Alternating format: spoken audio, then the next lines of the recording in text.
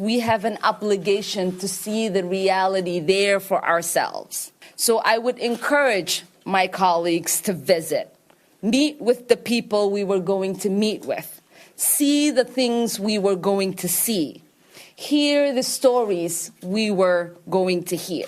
We cannot let Trump and Netanyahu succeed in hiding the cruel reality of the occupation from us. So I call on all of you to go. My grandmother said it beautifully when she said, I'm her asfur. Asfur in Arabic means her bird. She said, I'm her dream manifested. I am her free bird.